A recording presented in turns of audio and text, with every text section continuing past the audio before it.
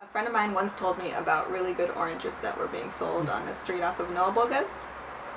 So I went to this store and I picked up the oranges, and as I was going to pay, the guy heard that I had an accent and he asked me, "Where are you from?" And I said, "Israel." And I said, "Where are you from?" And he said, "Palestine." And then I knew that we had this moment where we were going to have to figure this out together, because it was not a like salam, ahlan wa sahlan. I think he did spend some years in Palestine, even though he's been in Denmark for about 40 years. He had some things that he remembered as his home.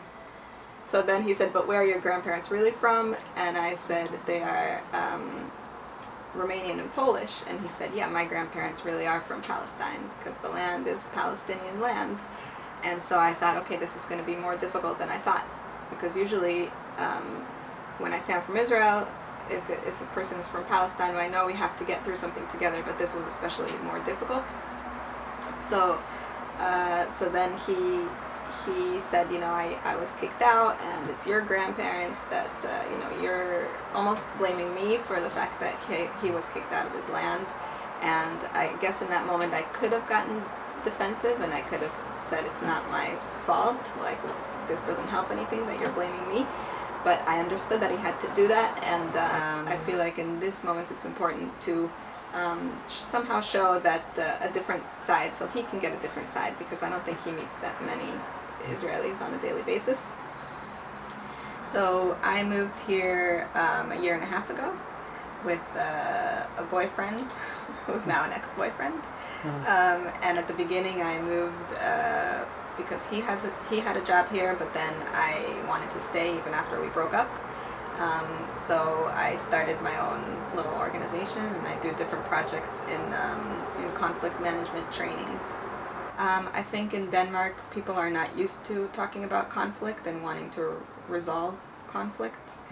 And also sometimes I run into these funny situations where somebody tells me, that just meets me, says, "Wait, you're from Israel and you're doing conflict management in Denmark?" So it's a little bit funny to some people that I'm from such a conflict area, and then I'm here in peaceful and equal Denmark, trying to make them believe that they have conflicts to resolve. I think the best solution is for people to just talk to each other, not necessarily in government, or because obviously the politicians are not able to get any kind of resolution on this conflict. But if people get to know each other outside of it in other communities, like Jews and Muslims in Denmark or Sweden or other places even outside of Israel, in the US or wherever, then at least we get to know each other and we can start something together from the bottom up. We actually have nothing against each other, so it's good when people communicate. I think communication is key. So we worked it out somehow, and I left, and then I decided the following Friday I'll go back and get some more oranges and talk again to him. And so we talked a little bit more, and it got easier, and it was more this time like, "Hey, how you doing?" and a little bit friendlier. And every time I went back, I decided to go back more and more, and every time it got a little easier, and we became kind of friendly and good.